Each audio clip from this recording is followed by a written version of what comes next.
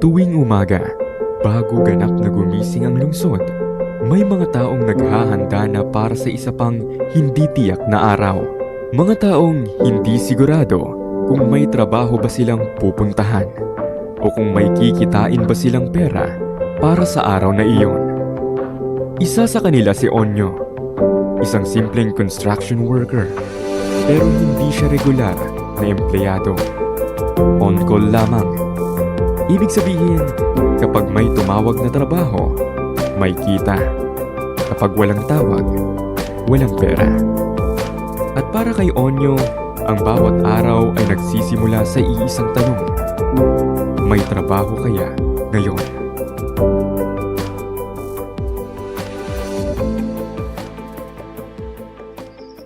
Maaga siyang nagigising.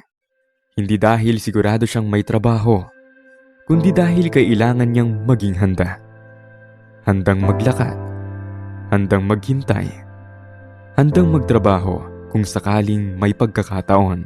Sa maliit nilang tahanan, tahimik ang umaga. Simpleng kape, simpleng almusal. Kasama ang asawa na tahimik ring umaasa. Dahil alam nila, kapag may kita si Onyo ngayon, may pagkain mamaya. Pero kung wala, kailangan nilang magtiis hanggang bukas. Bitbit ang kanyang mga gamit sa construction, lumalabas si Onyo ng bahay, naglalakad sa kalsada, dumadaan sa iba't ibang bahay. May mga kapitbahay na nagpapagawa at may mga manggagawang tulad niya. Mga taong araw-araw nagbubuhat ng semento, nagkakabit ng bakal, nagpapawis sa ilalim ng araw. Pero hindi lahat ay may pagkakataon.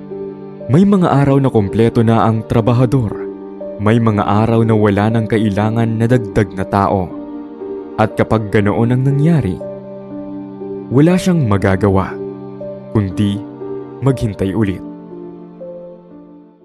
Kapag may tumawag na trabaho, walang sayang ang pagkakataon, kahit gaano kahirap.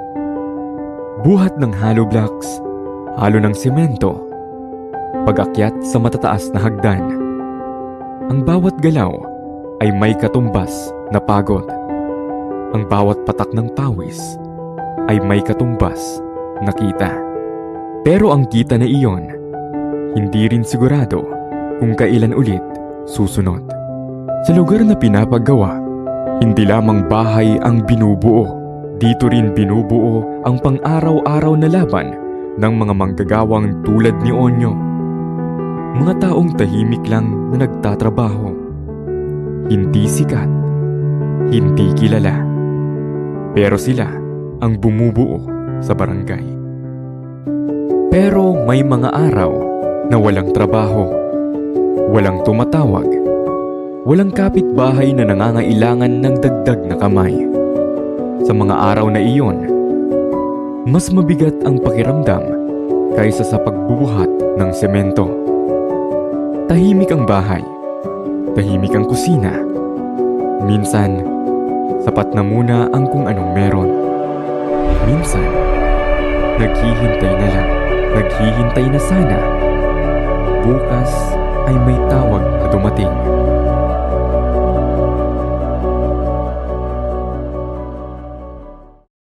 Para sa maraming tao, ang trabaho ay isang karera.